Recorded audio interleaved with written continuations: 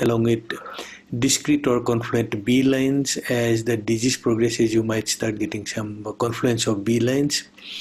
Whereas pleural effusion was found to be rare in lung ultrasound as well as in the CT scan. The most important is that focal B line that is found in most of the cases in the early stage of the disease. As the disease progresses, can go up to that interstitial lung syndrome and patchy consolidations in the pleural lines as well as the lobar consolidation, and A line can be seen in the patients who are recovering from the disease.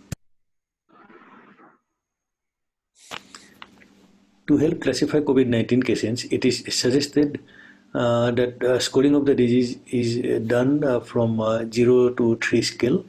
At the end of each procedure, the performer should note each quadrant with the highest score. This score ranges from 0 to 3. Lung scan revealing regular pleural line with A lines, we give a score of 0. Whereas irregular pleural line with at least 3 B lines in one scan window qualify for score 1. The same way, a broken pleural line with subpleural consolidation or B lines more than 50% in a scan window qualify for score 2. Dense and extended white lung with or without larger consolidations will qualify for a score 3. So after completion of the scanning in 12 quadrant, the scores are given against each quadrant. So when we repeat the scan of that particular patient and the next day or the subsequent scan, we can keep on repeating the scan and put the scores in respective zones. Suppose zone 1 had a score of 1 on the previous day and which has gone to score of 2 or 3 on that next day.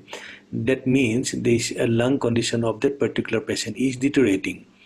So we can continue to do this scoring on every scan, and we can keep the score on each zone and can have a fair good idea whether this lung condition of that particular patient is continue to deteriorate or it's improving. Till now we have discussed all the technicalities of lung ultrasounds, and we have found what are the probable lung pathologies we are going to see in lung scan in the COVID patients, along with those scoring to keep a track of the disease progression and recovery. Now let us see whether these lung ultrasound examinations really help patients in hospital situations, like whether the lung ultrasound examination can help patients triaging in the emergency room. Can we do risk stratification by doing lung ultrasound examination, or we can prognosticate the disease process itself, as well as the ICU management of those COVID patients in intensive care unit. Particularly in intensive care unit, lung ultrasound plays a big role because the operator, when going to do the lung ultrasound, can do little bit examination of the heart and IVC and any procedure needed by the ultrasound guidance, because as you all know, COVID patients in that intensive care unit can have a multi-organ failure situation, so we can scan the heart to find out any myocarditis. We can see the IVC to look into the fluid responsiveness of this patient, whether this patient will need more fluid. At the same time, in the same go, if patient need any vascular intervention like central venous cannulation, and all we can do in the same setting or in the same time. And along with that, lung ultrasound also can help us follow up these patients, whether these patients are improving or deteriorating in a day-to-day situation.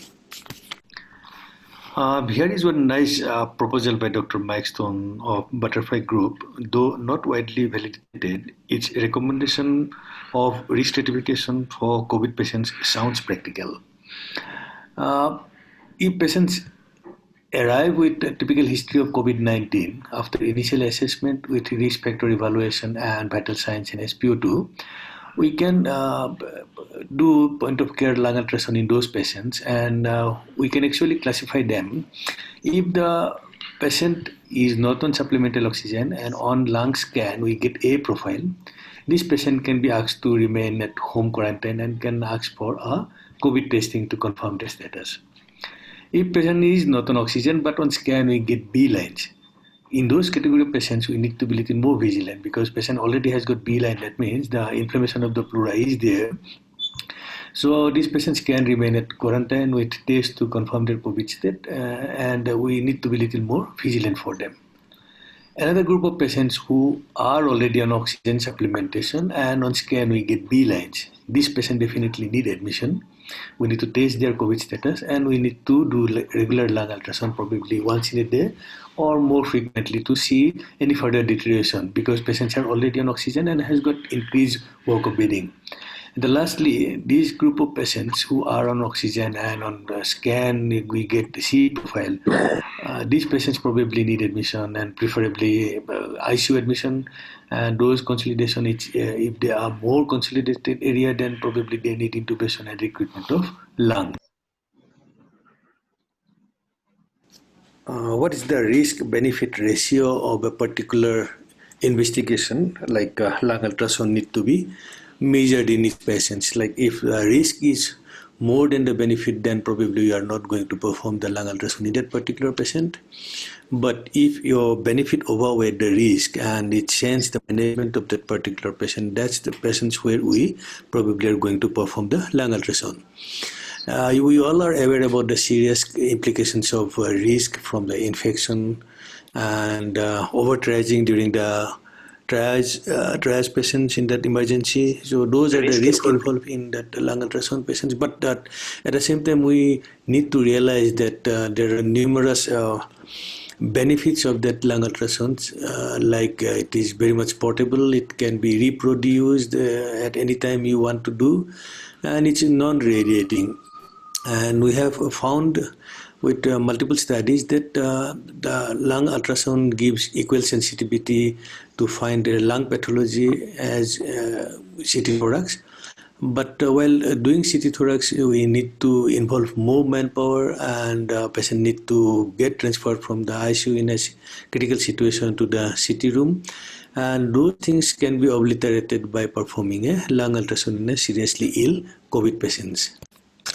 As we are all aware about the serious risk of cross-infection from the COVID patients to the healthcare worker, while performing any procedure including lung ultrasound, it is advisable to have a equipment handling policy, and the person who is performing the procedure must don proper PPE before performing the lung ultrasound. We in our institute, we follow that strict protocol of wearing proper PPE before performing the lung ultrasound in that patients, and we cover our ultrasound machine with disposable plastic cover, along with probe is covered with a disposable plastic sleeve, and that footprint of the probe is covered with a sterile glove. After the procedure, we discard those plastic covering and we sterilize the machine with bactericidal solution like Virex and 70% alcohol in chlorhexidine.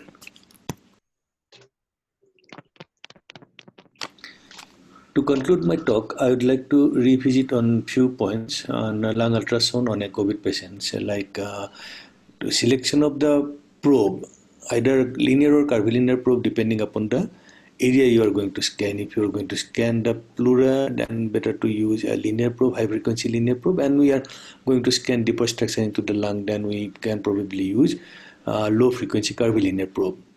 Minimum of 12 zone scanning is essential in COVID lung ultrasound because of the nature of the disease. The pneumonia or consolidation patches can be very scattered around the lung, so it is better to scan at least 12 zones in a per person.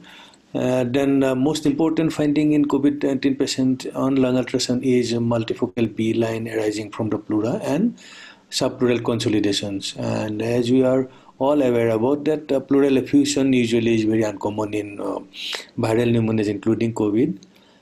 Pleural thickening is again very prominent in all viral pneumonia patients including COVID patients.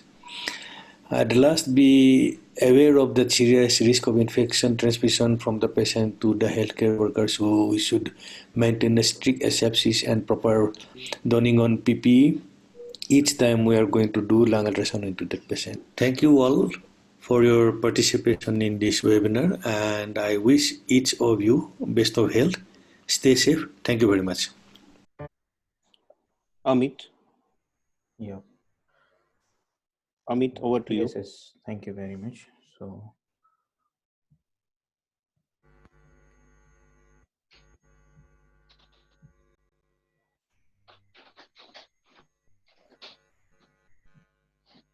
So, am I audible? Hello.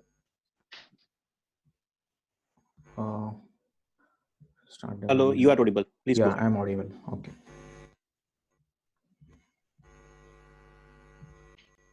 Okay. So, greetings to you all from Ruby Hall Clinic, and it's my pleasure to be here to be part of this wonderful gathering. At the outset, I would like to thank Dr. Vrushali Ponde madam for giving me this wonderful topic, which is close to my heart. Point of care ultrasound has always challenged me, and I am always keen on knowing what I can do something more with ultrasound. And lung ultrasound is another extension to it. Ruby Hall Clinic is a 750 bedded multi-speciality hospital. Right now we have I don't know whether fortunately, unfortunately, but definitely as the toll is increasing, we are also getting patients, and we have separate COVID facility. As of now, we have 34 COVID positive patients at Ruby Hall. We have COVID isolation ward and COVID ICU. We are doing anesthesia, especially the emergency procedures for COVID positive patient. Most of them are obstetric emergencies. And what I'll be sharing with you all today is collective, what I can say, wisdom which we have gathered. Because as of now, if I am letting you know the outline of my presentation, it is literature review first. And what we found that there are no strong validated studies, multicentric trials. So it is more of experiential learning, and we are rapidly changing our plans, and we are adaptive to newer things which are coming. And so it is more or less we depend on China, Spain, Italy, and USA, where they are facing more mortality.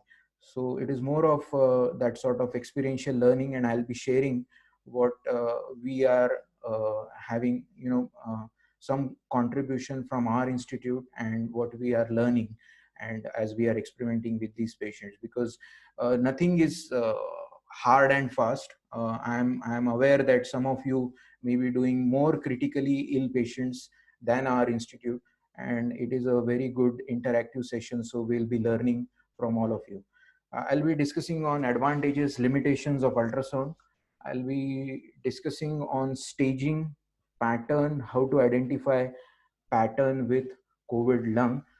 My job is made easy with Himjyoti, briefing you all very nicely. Such a wonderful presentation. So some aspect of my presentation will be repetition, but we will be taking you further into advanced lung ultrasound. Focus application definitely will help in identification of lung complication. So I'm going to limit myself to lung as how we can protect and save this critically ill lung. So evaluation areas, Himjyoti has already highlighted. We are evaluating on the anterior aspect, lateral aspect, and the posterior aspect, 1, 2, 3, 4, 5, and 6 zone. So here is one video where I'll be demonstrating on how we do assessment in sitting position. So basically here I'm using a linear probe. When it is plural assessment, we do use linear probe, but we can use curvilinear or echo probe. So from front, just lateral to midclavicular line and near the anterior axillary line from above downward. For the lateral aspect, we can actually scan into this zone 3 and 4, up and down. You can start from down, identify diaphragm, go still up. Now on the posterior aspect, we have to scan from the medial side. It is, the probe is placed on the medial aspect of scapula, and that is for the posterior upper zone, and then we go lower down, and that is for the lower zone. So with this, I'm just showing you how we do it in sitting. That was in sitting position. When it comes to supine position, we can repeat the same. We can hold a probe and scan it for zone 1 and zone 2 on the anterior side. It is said that whenever you do lung ultrasound, you should hold the probe at least for 6 seconds into that given space within the ribs. So I'm just letting you know how my probe will move.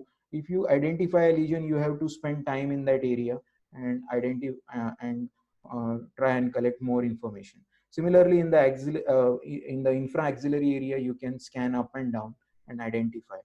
When it comes to ICU patient in supine position, we can have assistance. We can turn them laterally, and we can scan just like in similar position, starting from the medial side of scapula and going downward, and we can look at the posterior aspect as well. So these are the scanning techniques which we need to follow. And so coming to literature review, there are excellent, what I would say, e-learning modules which can tell you something about basics of ultrasound. There are good articles, and lung ultrasound is not a new thing. We are doing lung ultrasound from quite some time, but with COVID-19, everyone is quite interested in it.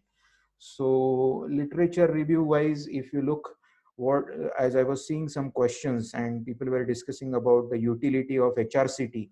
Definitely HRCT is gold standard when it comes to COVID-19, and we are always comparing. All the papers from China and other places are comparing ultrasound finding with HRCT. But HRCT has its own limitation. I'll be discussing it later. But definitely diagnosis, treatment, management, it is gold standard. Even it is better than RT-PCR and nasal swab. You can really pick up all stages of COVID.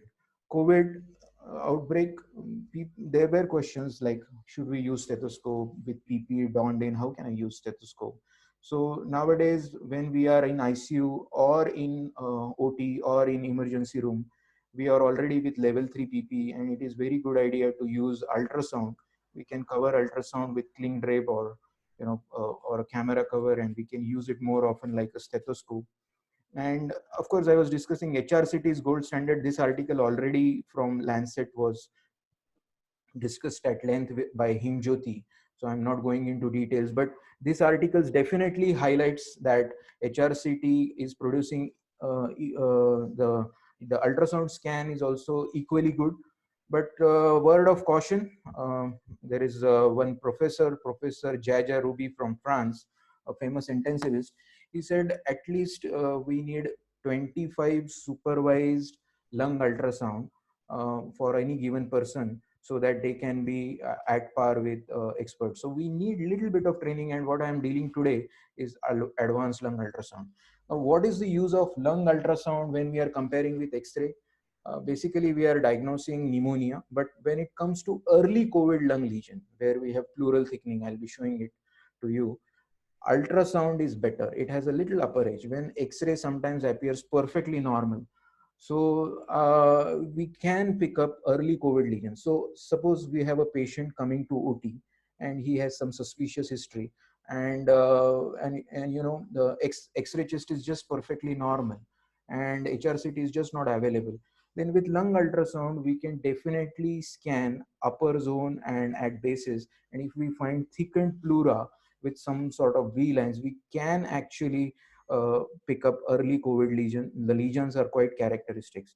So I'll be dwelling more on that. So lung ultrasound has a big role to play, right from asymptomatic patient to advanced patient. Even lung ultrasound is being used for daily rounds. If patient develops, say, atelectasis or consolidation, then it is the time for prone position ventilation. So it is used for risk stratification, ultrasound being used for diagnosis, for monitoring, for management, and it has multiple uses. So I'll be discussing what are the advantages. First thing is cheap. HRCT is not available everywhere. Ultrasound is relatively cheap when it comes to HRCT. faster result. Now we do not have to depend on an X-ray technician or a CT technician or anybody to shift our patient.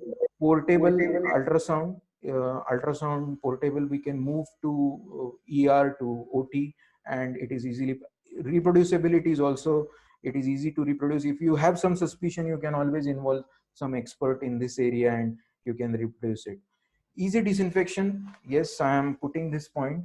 Now think of HRCT, the CT console, how to disinfect. I am really scared whether after shifting those patients who are really COVID positive, how the console is getting disinfected. I think it is very easy to disinfect a probe than to disinfect whole HRCT or CT unit. It is equally sensitive as HRCT for diagnosis, triage, risk stratification, and monitoring, provided you have a little bit of experience in this area. And I'm sure with regional anesthesia perspective, and people are nowadays more into cardiac ultrasound, so they can definitely do lung ultrasound in a better way. As compared to X-ray chest, I have already mentioned that it can pick up early COVID better. Ultrasound is better than chest X-ray for diagnosing early COVID. And radiation dose, we do have most of the time nowadays obstetric emergencies, and where HRCT is not being done. So I would definitely like to do a pre-procedural lung scan for these patients. What are the limitations? Risk of infection. Of course, we are doing lung scan in either OT environment or in casualty or in ICU. We are using level 3 PPE. So risk, yes, risk of infection. So I am not in favor of doing unnecessary ultrasound intervention or which is not affecting the treatment management plan. So I would like to do only when it will change my management. So pre-procedural scan is giving me some idea as how much the severity of the disease. Definitely one scan will benefit, and I'll definitely would like to do a scan, and usually the lung scan is always in combination with heart, because lung and heart, if done together, we are in better control of the situation. So some level of desired skill set is necessary. Now I'll be talking on principles. I'm talking on characteristic lung lesions. This is from experiential learning. This is from different webinars, different collective wisdom of different intensivist radiologists, which I'm putting it together. And maybe you can extrapolate this to your own setup, your own patients. So what are these principles? We are basically dealing with viral pneumonia. It can be mild, moderate, or severe. Now, when I'm saying viral pneumonia, definitely it is a bilateral lesion. So if you get a patient with isolated lung lesion only on one side, definitely it's not COVID. It has to be bilateral. Then I'm saying it is asymmetrical and patchy in distribution. Asymmetrical patchy means when you can have a patient with cardiogenic pulmonary edema. Usually they have confluent V lines and which is symmetrical pattern. But viral pneumonias are patchy in distribution, and they are, though they are bilateral, but they are asymmetrical. So this is one characteristic point which you have to understand. Fourth important point is propensity to affect apices and lung bases. So if I have to scan in very short time, first area of interest is I would like to do lung scan on the back and see the apices and the bases, lung bases, where I can pick up pleural thickening, B lines, and I can decide. Then a total lung scan, as Himjyoti was mentioning about the scoring system and whether the patient is worsening or not. Very important point is disparity between clinical situation and severity of lung lesion. This is commonly seen in young patients, 30-year, 40-year, otherwise fit and well, getting admitted to COVID isolation, saturation say around 98, and we feel patient is doing great. But it has been found that when we do lung ultrasound, the lesions are quite severe at times, and patients are asymptomatic. And so what is the role of lung ultrasound? Lung ultrasound actually can predict 12 to 24 hours prior which patient is going to worsen, because the lung changes, the manifestation of severe COVID which are picked up on lung ultrasound have not manifested in form of hypotension or crashing of patient requiring intubation. That happens later. So the role of lung ultrasound, though it is for early diagnosis, as I have mentioned, the another important area is if in ICU somebody is doing once a day ultrasound scan for all these COVID positive patients, we can predict which patient will be worsening, and we can prepare accordingly. 2 days back, we had a patient, and patient was for obstetric emergency, twin section, and she was bleeding. And then, suddenly everyone was saying, no, patient was absolutely fine. But now we are near CPCR situation in a COVID positive patient.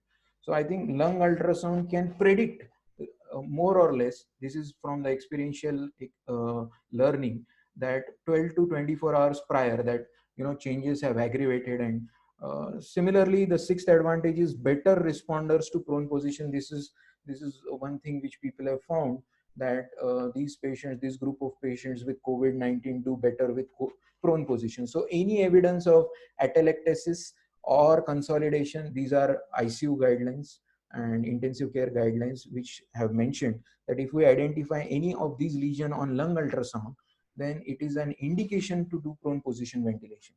And people are even trying the spontaneous prone position ventilation. So these are some characteristic things which one should understand. Another important thing is preserved lung compliance. This is one characteristic feature of COVID lung. The compliance is not that bad. When patients with severe COVID have white lung and people treat it like ARDS, they put them on very high PEEP. Whereas a group of intensivists are of the opinion that these patients really do not require that high level of PEEP. Optimal PEEP of around 810 is beneficial. And if we give more of PEEP and this type of ventilation strategy, we are harming the patient more. So it can cause pneumothorax and other complications. Pleural effusion is definitely a rare thing. Incidence is less than 10%. But if it is happening, then either first thing is I would like to revisit my diagnosis, and secondly, it can be associated secondary bacterial infection which has led to pleural, or there can be some other pathology. It may be tumor, it may be tuberculosis, but pleural effusion, or patient may be moving towards sepsis, something like that. Isolated lobar consolidation is again uncommon. Terminologies to understand. First is lung sliding. You all must be knowing about lung sliding. And instead of using stethoscope, why not put ultrasound at basis and just see lung sliding? And on M mode, what we see is a seashore sign. The distal part is the granular surface, which is like a seashore, and inside is a deep sea. This is M mode, which identifies the motion all across this line. And motion is not there in the initial part. And as the pleura is moving, it is identified as a seashore. So we must know this seashore thing. Second important is already the Hinjoti has highlighted. These are B lines. What are these B lines? B lines are basically white, hyperechoic, laser-like vertical lines, which starts from pleura and goes directly down. So it has to start from pleura. It has to be laser-like, vertical, sharp. Less than 3, it can be physiological. More than 3, when it becomes more confluent, more together, producing a curtain-like pattern, then it is called B pattern. So we need to identify B lines. Depending on the severity of disease, we can have either more or less B lines. So I'm just showing you these B lines. These are multiple B lines. It is very useful. If my patient has these B lines, a COVID positive patient, and I'm managing this patient, I'm really worried about fluid management of this patient, because these by definition, these B lines are reverberation artifact of logged water in the interlobular septae. So this is like water content of the lung is increasing, and I would like to see the IVC of the patient before deciding, and the urine output before deciding the fluid management. Another thing is you need to know about consolidation. You might have seen consolidation on ultrasound. Consolidation is nothing but lobar hepatization. The lung is looking like liver. Now, how to identify? You see some small white things. These are bronchioles, and in between there is air coming in, so which is producing some hyperechoic. So this is a consolidation with dynamic air bronchogram. So within the bronchus, air is appearing with respiration. So we need to know, because in COVID patient, though lobar consolidation is not known, but subpleural consolidation is a very common thing, and we need to identify that. Another thing is how to differentiate it from atelectasis. Atelectasis is again, hepatization. But the important feature of atelectasis, though it is like consolidation, here the important feature is reduction in volume of the lung. There is loss of volume of lung, and this is characteristic of an atelectasis. And what is the advantage with this? If you know the cause of atelectasis, say maybe because of secretion or something, with ultrasound you can put recruitment maneuver, and you can actually, the atelectatic segment will re-expand in some time. Another thing is pulmonary edema. We need to know this terminology and get yourself acquainted of seeing all these videos. Basically, there is more confluence of B line. It is like a curtain like pattern. We see a lot of B lines. Now the question can be how to differentiate between a cardiogenic pulmonary edema and a non-cardiogenic pulmonary edema.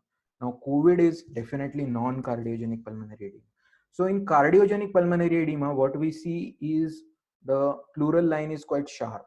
There is no pleural line is nicely seen. There is no affection of pleural line, and the B pattern is just similar. So, and it is bilateral. So bilateral symmetrical B line with normal pleura is a pattern with cardiogenic pulmonary edema. When it is non-cardiogenic, like in COVID patient, you have pleural thickening.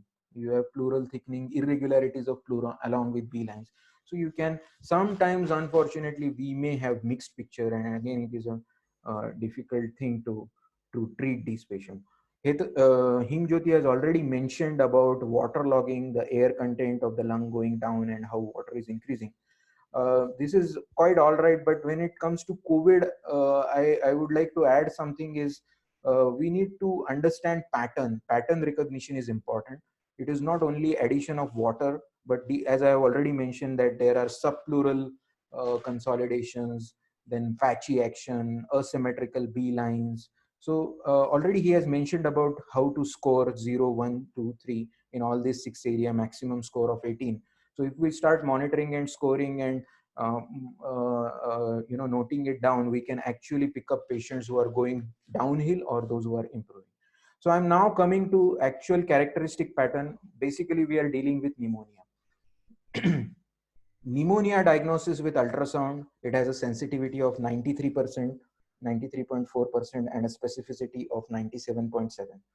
Now, this is not a new thing, and it is a textbook statement. You open any ICU textbook, any e-learning model, you will find that yes, people are doing this from quite some time. But with COVID-18, the pattern is little different, and we can actually understand how it is behaving. So COVID specifically on the posterior aspect, it is affecting apices, bases, and so if I'm doing a case, I would definitely would not like to miss this basal area and apical area. Early stage of COVID. Now we are concentrating only on the early stage of COVID. So early stage of COVID, if CT is done, definitely it's a gold standard. It can pick up early CT, can pick up early stage even if X-ray is normal. So nowadays in our institute, we are doing HRCT for all patients, nasal swab for all patients who are coming to OT. So this is in the early stage, it shows bronchovascular thickening. And on ultrasound, how we see is the pleura is it has become thick. You can see the pleural line. The pleural line has started becoming irregular, and it has become thick. So edges of the lung have started becoming thick. So this is nicely picked up with ultrasound with good sensitivity, and it is better than X-ray to diagnose this condition. Now I am advancing it to further with the intermediate stage. Intermediate stage, again, the B line and the pleural thickening continues. Now you can see more patchy infiltration. Now more and more lungs are getting involved more on the posterior aspect. And what we actually see with intermediate stage is like now the pleural lines have become thick. Now they are seen as the white thing. And what B lines have become, initially they were few. Now it is like a curtain sign, all too much of B line. Waterlogging has increased, and all you can identify these patchy areas where you will find that the things have increased, and the pleural line has become absolutely irregular. So this is in the intermediate state. And now as we move towards the final later stage, even the B lines are even worsening, And what we see here is one classical thing. You concentrate on my arrow, or you can see on this diagram. These are called subpleural consolidation. So pleural line, you can see in the diagram by the side. Pleural line is already broken, irregular, thickened, and you can see in between small areas of subpleural consolidation. This is characteristic of COVID. You may see it at multiple places. And why this is consolidation, you can see even air bronchogram, which I have already shown you. This is a small amount of hepatization which has happened. And why this is this combination, all these B lines have become even more confluent, and the later stage they form whiteout lung. So the pattern summary which I would like to focus is, first thing is pleural line. See how much they are thickened, how much they are irregular. More thick, more irregular, you are in the advanced stage. Then look at the pattern of B lines. Initially they are 3, 4, 5, then it becomes B pattern, then it's like a curtain sign. Later you see subpleural consolidation. In the still later stage you see whiteout lung. And in the recovery phase, again the pattern will reverse. People are improving also. So again it is in the reverse fashion.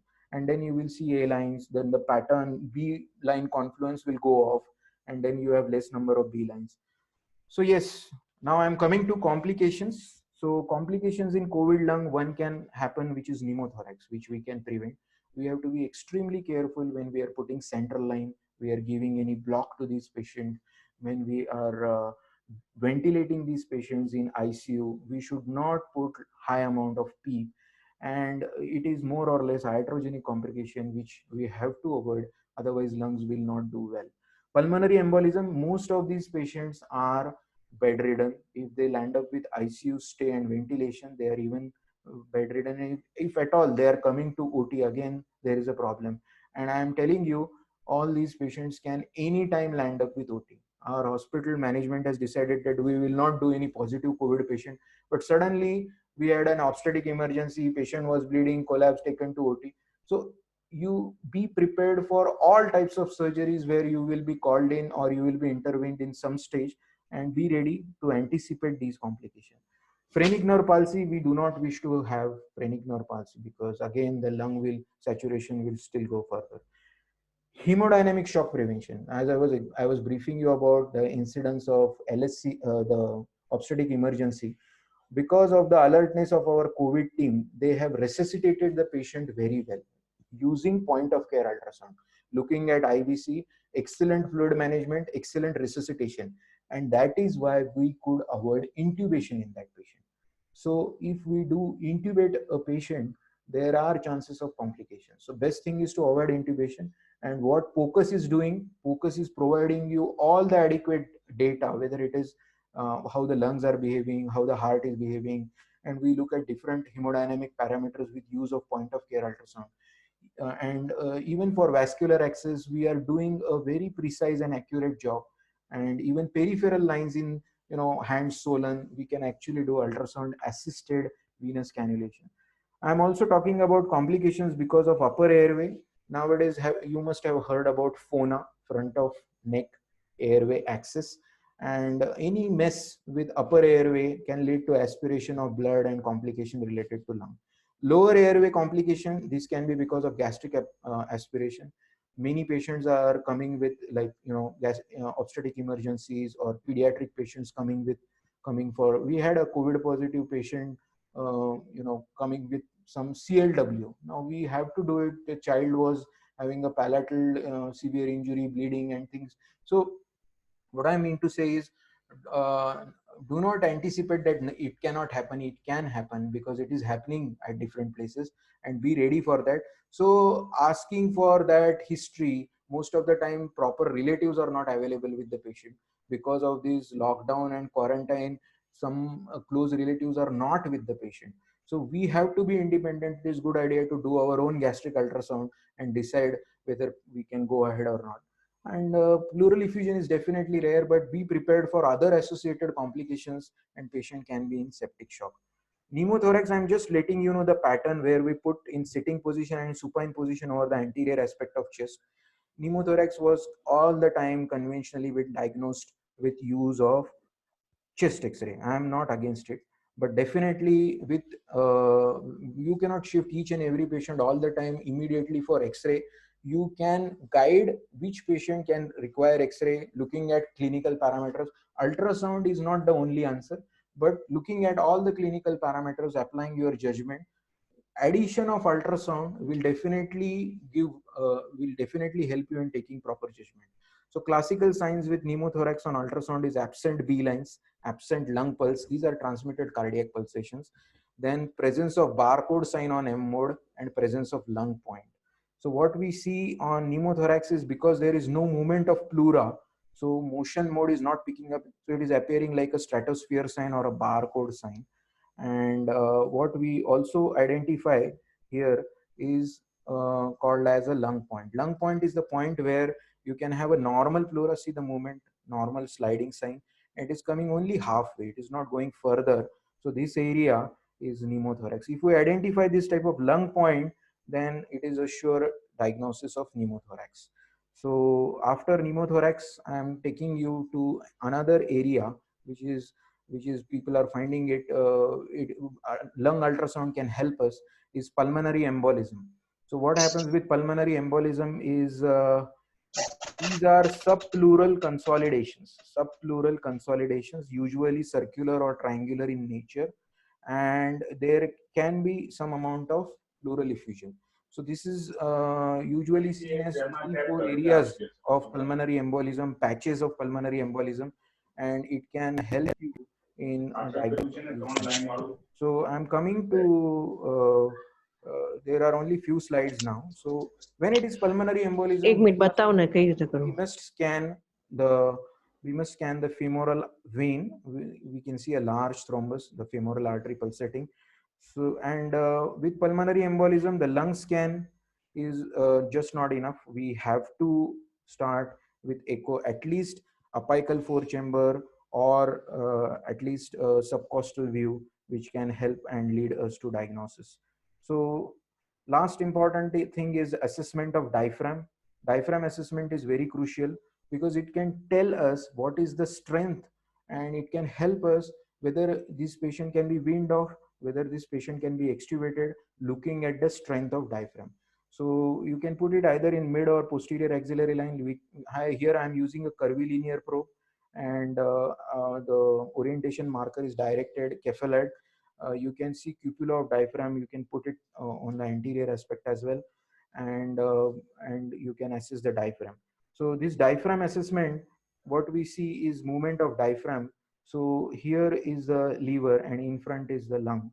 So as diaphragm is moving, we can actually put an M mode. Usually the pleural effusion or consolidation or things are picked up in this area as well. Now I'm just sharing this video, which was shared to me by my student, Dr. Mayuresh. He has done fellowship in regional anesthesia from Ganga.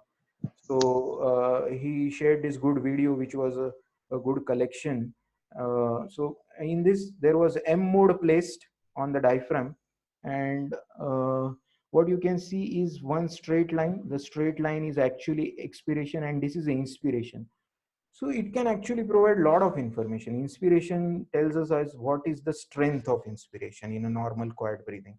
Now you can look at the length of expiration and decide whether this patient is inspiring for a short time and expiring for a longer time, like COPD, or whether it is hyperaeration of lung, whether this patient can be extubated. So wealth of information just looking at the diaphragm we can have. Also, we can, in case of pleural effusion, we can identify the distance between the diaphragm and the lung, and it has to be in millimeter. It has to be multiplied by 200. It will roughly tell us how much is the pleural effusion, and so we can plan it whether we need to drain or not.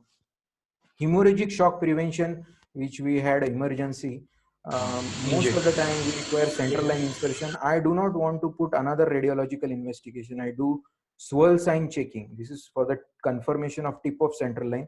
This is RA, RV. I am injecting agitated normal saline, and microbubbles are going from RA to RV. This shows that my central line is in place. I do not wish to take any chance with it has to be completely real-time ultrasound guided subcostal view we are doing, so that we avoid pneumothorax. And we had all, I am sure, had stories where it can affect lung, it can go in pleura. We just do not want in this case. IVC assessment, when you have confluent B lines, IVC assessment is integral. And when it is in the subcostal view, where we see full IVC not moving with respiration, suggestive of CVC more than 10. So I am really worried about this patient. If it would have been a non-COVID patient, I would have thought of Lasix or mannitol before extubation, because patient may be on the verge of pulmonary edema. So some idea about fluid management. I'm not going into the detailed aspect of heart, but these patients, COVID-19 patients, have right ventricular failure. They have dilated RARV. It is good idea to do some eyeballing with apical fourth chamber or subcostal view. They may have pericardial effusion, myocarditis. It is good idea to do a FATE course and be ready with that. IV lines are always challenging. What we do here is I put a transverse probe here and I scan the basilic vein and identify its course. So as it turns around, and once I get a long length of straighter vein, then I change the direction of probe, and then I do in-plane needling. And usually a longer length cannula is good idea, and you can actually puncture. Out of plane is very difficult because nerve is getting compressed all the time. Upper airway, yes, it has been challenging. I was talking about, this is a picture of a coronavirus affected patient. You can see how airway is inflamed. And front of neck access, we do not want aerosol solution, aerosol procedures. So we can utilize these factors. So when it comes to fiber optic intubation, we are actually, nebulization is a big risk. And this is assessment of neck for dynamic airway assessment. And what we can see here is movement of larynx. So these things can be utilized if patient has excessive laryngeal edema. Actually, you will see larynx more nicely. Below are two arytenoids which are moving up. So I am not aware how to utilize this information, but there can be episodes of epiglottitis, there can be episodes of inflamed upper airway. Wealth of information. Slowly, how to use it, we'll understand. Some intervention people are talking about is when we can identify the cricothyroid membrane between thyroid cartilage and cricoid cartilage, is good wealth of information for front of neck access. So basically, people are nowadays not into needle cricothyroidotomy. With COVID-19, there are editorials on use of scalpel cricothyroidotomy. So pre-procedural scanning and marking this area when we are anticipating difficult airway, or we can put a probe and we can see real-time movement of ET tube going into the trachea, not into esophagus. So here we can actually see cricoid cartilage, we can see thyroid cartilage, cricoid cartilage, and a cricothyroid membrane. Just mark it and we can utilize it. Lower airway, I'm not going into details. Gastric aspiration, as I'm saying, better be independent, avoid catastrophe, avoid lung aspirations. We are doing pyloric antrum scanning.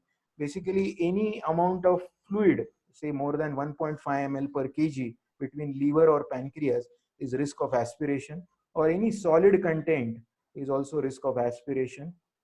So how we do is we just scan it in that area, in the epigastric area, and we move our curvilinear probe.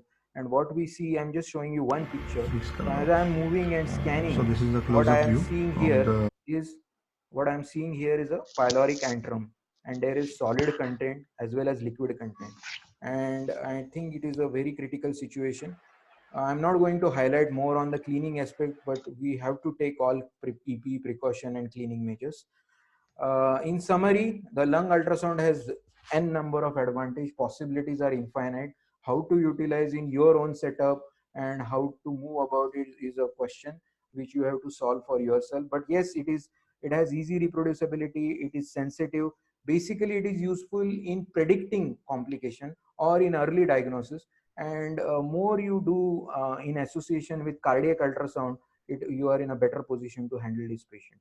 So early, intermediate, and COVID staging can be done with ultrasound. Application of point of care ultrasound for IV access. I am telling you the truth. This was shared to me by my intensivist. They said that when the patient is shifted to COVID isolation ward, all the doctors, of different specialty, whether it is gynec, orthopedic, or general surgery, hardly any residents are entering into that COVID isolation for taking daily rounds. I can understand it is very scary. So when the patient is coming to ICU, or if you are managing that patient in OT, please do not lose that chance to fix that patient. If patient has difficult IV, better use ultrasound and fix it. If patient needs central line, just fix it. Because even bladder volume assessment, put catheter inside OT, because you are with level 3 PPE. If you push this patient to COVID isolation, again there is lot of trouble. Then they have to don, they need extra help, and it is all messy. So people are really scared. You can help it because you are in a better gear to handle this situation inside OT. So point of care ultrasound will definitely improve your decision making capabilities to deliver safe anesthesia.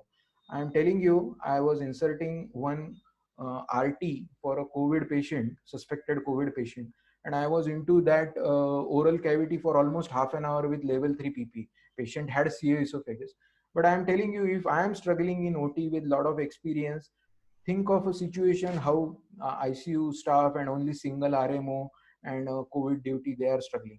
So better fix those patients, try to help them inside OT and finish it off. Risk of infection, yes, level 3 PP, you have to take care. Last but not the least, probe cannot replace your brain. All these are experiential studies. Probe is definitely there to your medical management and clinical judgment. I would like to end my presentation by acknowledging where I have done these e-learning modules, one from Royal College, one from e-learning module from USABCD. I have got a lot of wisdom from many people like Dr. Satish Kulkarni, Dr. Jirpe, who is in charge, then radiologist, then Dr. Desurkar, and many of my friends. I have looked at internet literature, and I am really thankful to whole of my department.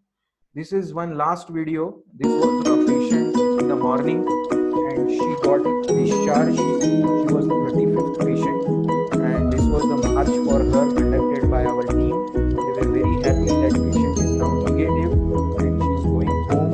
Everyone was happy that our efforts were useful. This was very early morning, and the smile on the patient gives a lot of confidence. Thank you very much for patient listening. Hetal? Thank you, Amit, for beautiful presentation. Now there are a few questions from audience. So first question is for Amit. How to differentiate between COVID and other viral pneumonias with ultrasound? Is there any method to differentiate between COVID and other type of viral pneumonias? Hetal, yes, I have gone in excessive because of the COVID pandemic. The diagnosis of COVID pandemic is whenever you have any viral infection, it is most commonly the COVID. So we have looked at its pattern in a very big way. Otherwise, most of the time when it is any viral infection, we used to look at biomarkers. We used to identify that it's not bacterial, it's viral. Presently, there is one ventilated patient with hemjyoti on H1N1. So I want to you can add his inputs to this question because yes, yeah. Amit, as you said, please reduce the volume. Yes, very interesting. That patient came as a COVID suspect. That patient came as a COVID suspect. That patient repeatedly had negative COVID marker test. So finally, when we did BioFire upper airway panel, then it came out to be H1N1 positive. And interestingly, you will be surprised to see that ultrasound images of H1N1 and COVID are more or less same. They are patchy, they are more superficial. I do not get that very deep kind of involvement into the lung with pleural effusion or consolidation, but you see more of pleural thickening, more of patchy consolidation around the pleura. So in my limited experience, I feel most of these viral pneumonia, H1N1, I am getting a lot of H1N1 in our institute. H1N1 COVID, probably they go similar way, that lung ultrasound. Hello, I know we are in the streams of question and answers. We have one more person here who's working a lot in ICU ultrasound. I can see Dr. Guru Prasad. Are you around? You had told me that you would like to share few things on ultrasound lung.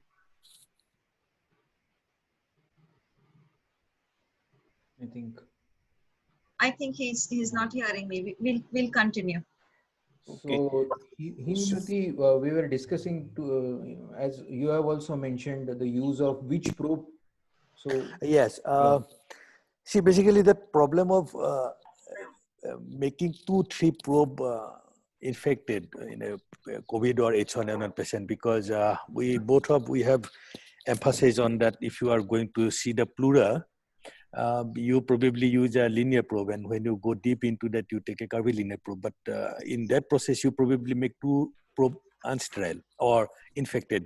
In that way, I probably will go ahead with a curvilinear probe with a less depth for the pleura. The moment I scan the pleura in all the zones, then I can probably increase my depth of the field, and then I can go for a deeper lung scanning. So I believe that's a better idea. Me too. You have 6-7 questions, so I'm asking it. That will be a better idea to go with one probe rather than probably using too many probes and making them unsterile and increase the chances of infection. yeah, but suppose if we have a cardiac probe, that also is fine. Yeah, that can be done. Yeah, but that can be done. Yes. Yes. Hey. I got one more. So I got one more question in that live chat. Video call चालतो. hello. क्या क्या था? Hello. So yes, one person has asked that Who are question. you? Can you differentiate L and H you? phenotype by doing ultrasound? ऐसे आओ. Yeah. Hello. Hello. Somebody has to mute. Hello, please, everybody off your individual mics. Please mute yourself so that we can go very unhindered here. Yeah. Yeah, please. So second question is for Himjyoti. How do you sterilize the probe? I think you have answered the question, but can you repeat it? Yes. In my practice, I covered the ultrasound machine with a plastic sheet. You have seen probably. That plastic sheet, I throw it. And for the probe, again, I use a plastic cover. These plastic covers actually come for laparoscopy surgery. Those laparoscopy surgery, we use those laparoscopy that wires into those plastic. So I use that. And for the probe, I use a sterile globe. After the surgery, the procedure is over, I remove those plastics, throw it in that bin. Then I clean the machine with either Pyrex or 1% hypochlorite or 70% alcoholic chlorhexidine. That is what I used to do in my practice. Okay. Yeah, I would like to add to it. If we have to answer this question, is the best answer is as per directed by company, the solution which is okay for your probe. Most of the time, companies will have directives, and people are using it because if we have a lot of alcohol containing, then it can affect rubber and things like that. Exactly. I got another very interesting question in that chat. One person has asked the question, can we differentiate L and H phenotype of COVID by doing ultrasound? Yeah. Would Amit like to answer, or I'll answer? No, you can answer. I think you can answer it. Yeah, this concept of L and H phenotype is given by Professor Gattinani probably a month ago. I believe when we are talking about the subpleural thickening and that subpleural consolidation, that is the probably L phenotype, because your compliance of the lung remain good till then. The moment you start having probably deeper consolidation, the lung become more stiffer, then probably these patients shift to a H kind of phenotype, where you really need to put a lot of airway pressure to open that lung. Need to recruit that lung. Am I correct? Have I answered it correctly to that person who asked the question? Yeah, L is a relatively L is a relative. When we compare L and H is more virulent. Exactly. So actually, we have discussed this topic with one of our microbiologists, and they said that it's not 2. There are almost 14 phenotypes. They are, so we really don't know. I'm probably getting that question in that sense, like they are talking about that less compliant and high compliant lung. If I am not wrong, I believe. It's not probably that microbiological phenotyping, rather that doctor probably was asking on the two particular LNH type of, am I wrong thinking that way? I don't know. No. The person actually asked the question of L Yeah. and probably Yeah, H, yeah. that There is about that compliance is. one good comment. I am aware the AORA members are here. To all the panelists, this is the good time to push for relaxation of PCPNDT rules. Exactly. Yeah, that is question for Vrushali madam, I think. Yes, Hetal, you can add. What is your opinion? Like PCPNDT should be relaxed? Yeah, I was thinking same that this is the right time to push government to relax the PCP NDT Act, and I think Vrushali madam is working on it, so she can better answer this question. Yes. Vrushali madam. Is Vrushali madam around? Okay. Yes, I'm very much here. Yes, ma'am. We have really tried hard many a times. We have even gone and sat in the the offices of the leaders around here in Mumbai. No avail. Maybe we can come out now with a real white paper stating all these uses and maybe knock on their doors one more time. So yes, I do get the message loud and clear. We have been trying, we'll keep trying, but I'm not too sure still. Let me see if this pandemic helps us in some way now. Some positive thing amongst all the mayhem that is around. Yeah. I think Like Dr. Guru the Prasad is point- there. He wanted to comment. Yeah. Yes, Guru's here. Hello. I Yes, think most of the things have been covered in the topic. Yes. Thank you, sir. Yeah, most of the things have been covered. That's what initially we thought when we are having a lot of issues when non-COVID patient with fever and all come to your flu clinic. So how good we can use ultrasound to differentiate fever with cough of COVID and non-COVID in your flu clinic? Yes. Yes. Is X-ray better or ultrasound better? CT, we can't send every patient for CT. So if the patient is a little moderate or severe, then we can, with ultrasound, we can make use of the ultrasound for differentiating a COVID and non-COVID. Yeah, perfect. And there may be, actually, you don't know whether the patient is a cardiac patient or a non-cardiac patient. So every breathlessness is been seen with suspicion nowadays. So ultrasound will definitely help you to differentiate a cardiogenic and a non-cardiogenic pulmonary edema. Correct. Am I right, Amit? Yes, sir. It Yeah. is perfect. Even people have gone to an extent that, of course, with PCPNDT that is not possible, but people are up to home monitoring of COVID patient with that ultrasound. So it is possible, but it is not with our situation. And there is something called as Blue Protocol. Blue Protocol, some of you might have heard, and it is long time back being discovered, like 20 years back. But the purpose of Blue Protocol was to diagnose the cause of breathlessness. But in present scenario, it is more of, we already know it is because we are in Corona pandemic. So we do not really wish to know the cause. Most of the time we know the cause. So what is your opinion? Should we follow Blue Protocol with this pandemic, or what is its utilities? No. Basically, what I look at a patient who comes to my, I want to rule out a respiratory cause and a cardiac cause. Yes. Before I take the patient into my casualty, I have to be damn sure that it is a non-respiratory and non-COVID. Yes. So you can use the extension of your ultrasound skills by doing a good echocardiography. Yes. And if you seeing poor LV function with the B lines, it's more in favor of your cardiac cause than the respiratory cause. Correct.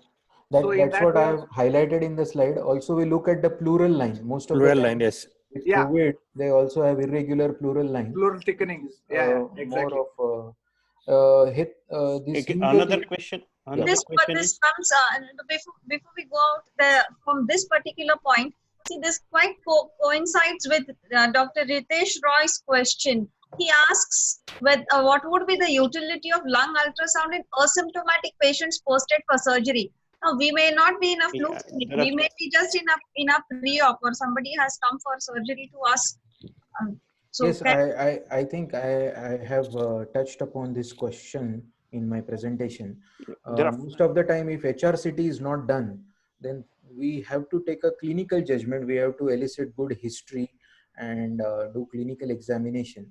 But definitely, even if the X-ray chest is normal, if we have suspicious history, there is, I think there is it is good idea to do one single ultrasound, because we may be dealing with early COVID patient, where we can have pleural thickening, and still they may have normal chest X-ray. So if HRCT is definitely gold standard, but if it is not done, then definitely with good training experience and looking at apices basis and looking at other clinical parameters where we are suspecting COVID, and we can correlate and we can pick up. Now, if this is the situation, then we can send this patient for further investigation. So if I'm seeing the pleural line and early B pattern and things like that, then I would like to post this patient for HRCT first before actually getting this patient on table. so is there any role of chest X-ray? Some of the Chest information X-ray is from definitely a participants. basic investigation. Nowadays, what is happening is we really do not wish to touch our patient. So a thorough clinical examination, what we have learned during our PG days, people are not ready to put auscultation, stethoscope. They just remain at a distance, because even the contact time is defined as more than 15 minutes and things like that. So we depend heavily on investigation. If not, the first investigation is X-ray chest. If at all patient is with moderate or severe pulmonary component, then definitely moderate to severe pneumonias are picked up with X-ray chest, and then we can further investigate. So we can screen all those patients who are breathless, not maintaining saturation, or who are appearing as if they are critically ill. Then you can actually use X-ray chest as well. Also, X-ray chest provides wealth of information other than COVID, just like, because we are giving and subjecting these patients to anesthesia. So I'll not be discussing on application of chest X-ray for induction of GA, but definitely there is no harm in having chest X-ray as well, for if patient is posted for surgery. And I can add on this, Amit, Right. that chest X-ray is not an operator-dependent investigation. My point is, if Yes, you are yes. doing an ultrasound of a lung, if you're not good doing it, you might miss a lot of information and can probably say a bad patient to be good or a good patient to be bad. That doesn't happen with X-ray. So that's why probably we're still relying on X-rays, as you have told, before taking the patient to the theater. probably this is the time to hone those skills. And anybody who comes in the OT, I think we Yes. can do ultrasound. And At least they start seeing the pleural line. yes, At least start seeing the definitely. pleural line. Yes. Yes. And the hallmarks that Amit has just told us. Okay. But there is a one word Last of question. caution. Last question. One word of Yes. caution. We should not be Heather, we putting. can go on. Take Okay. questions. Yes. One word of caution. Ultrasound, we should not overdo it, because there is always risk of infection. So I do not wish to do a useless ultrasound, which is not going to change my management or treatment plan, or it is not going to help me. So I probably in a non-COVID patient, I would have spent a lot of time with the patient and doing lung ultrasound. But here, when we talk of point of care ultrasound, it is always an interrogation with question. So I have a question, and now I am trying to apply point of care ultrasound to some facts, so that I have a better answer. So if I am suspecting that this patient can be early COVID, I would like to do it. Now, if an asymptomatic, otherwise okay patient is shifting from COVID isolated area to my OT, I would like to grade that patient, whether patient is really mild, moderate, severe, before subjecting to anesthesia. So one intervention is helping me to improve my treatment plan. So in the same sitting, I would like to see heart of the patient, and it will give me confidence. Nowadays, if you write a cardiology reference, you will not have it.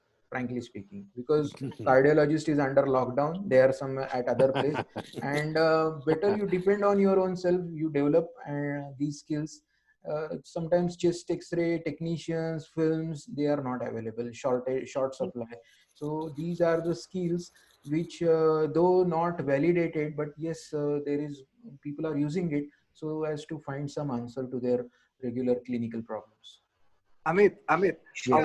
Amit, Thank you what for I that. feel is, Amit, Yes. what I feel is, Yes, sir. any patient who comes to you, Yes, before sir. you induce, Hmm. I think the most sensitive indicator will be your pulse oximeter. Correct. Yeah. Yeah. True. You do not have to go till scan or X-ray. Correct. No, that is If that you is put a why. pulse oximeter and if you see a saturation of less than 94-95% in a healthy individual, I think there's where your suspicion starts about a patient. Yes. Perfect, sir. So requesting all our anesthesia colleagues before induction, you once see what is the saturation on room air. That's a And great if it point. is- Yeah, that's a great point.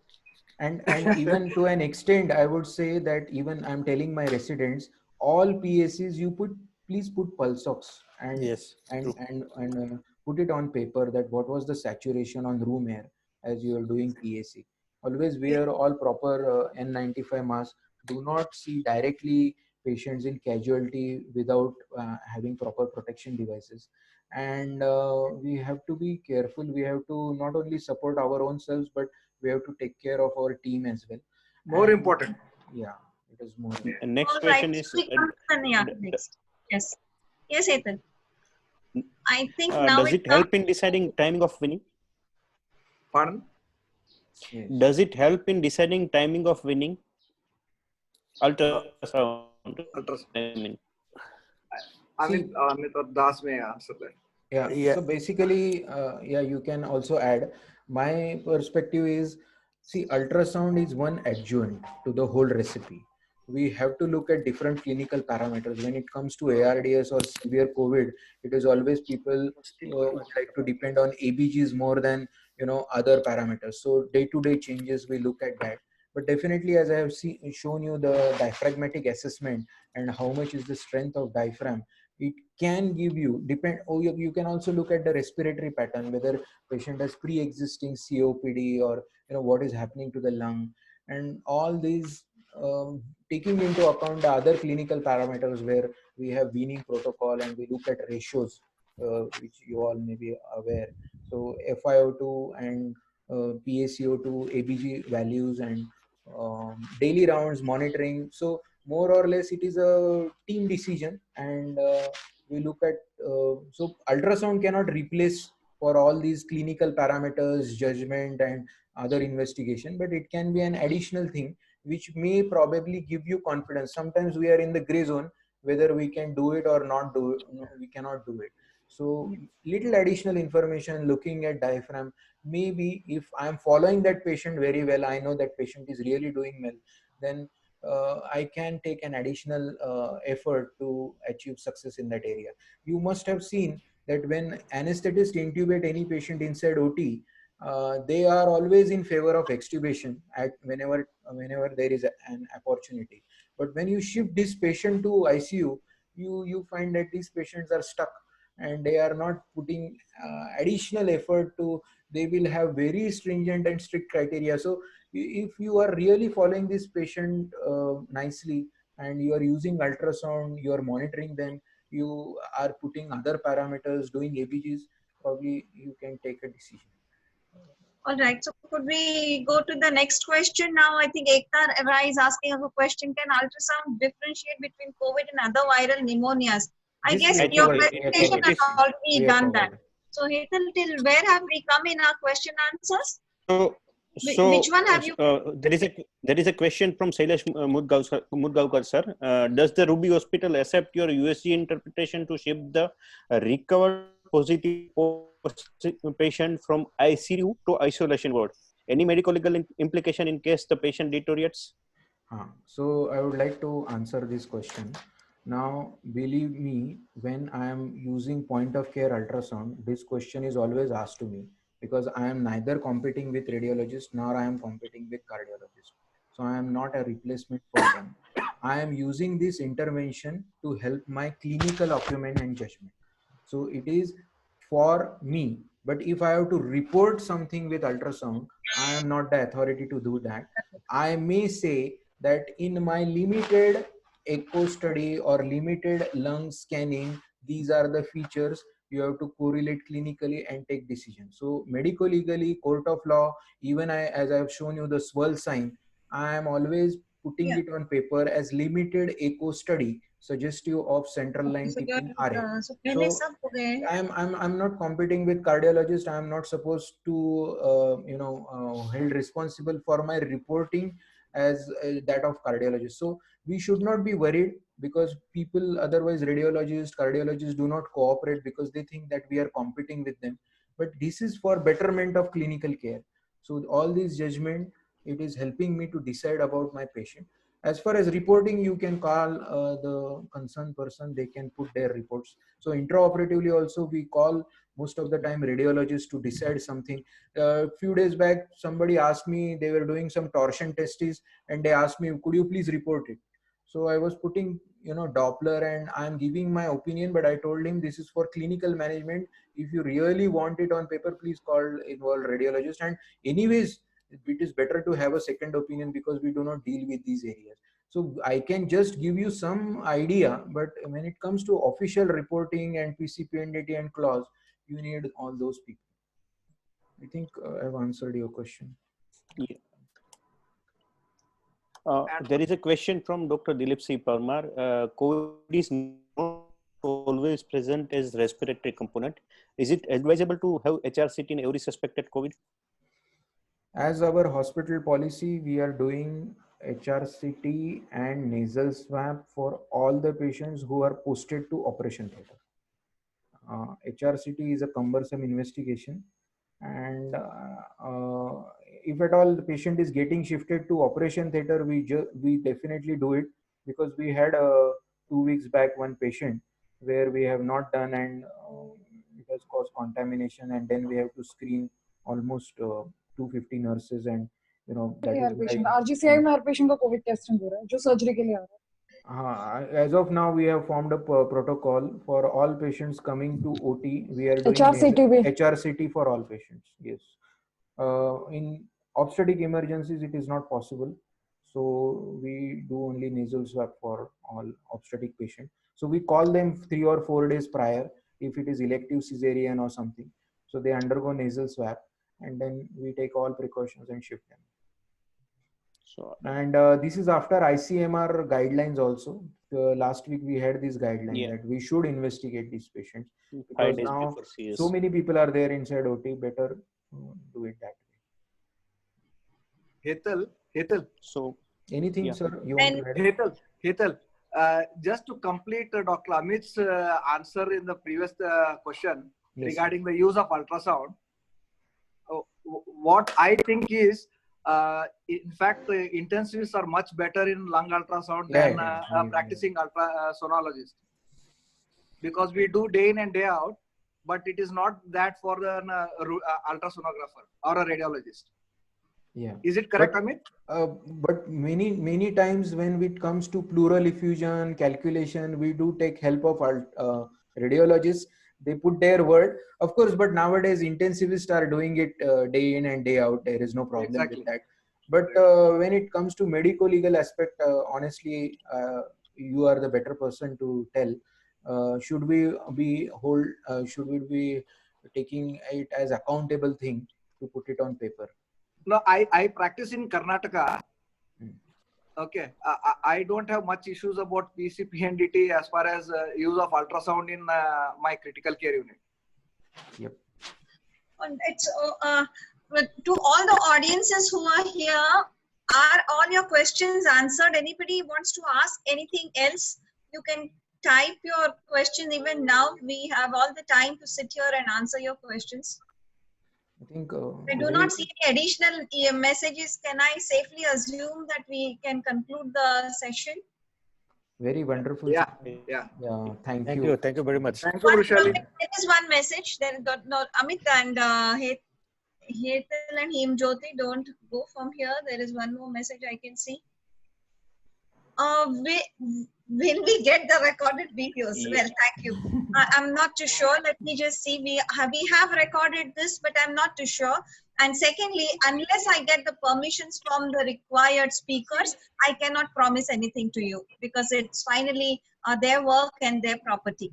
So I cannot answer this question right now. But it is. I will definitely get back to you with this. I shall get back to you.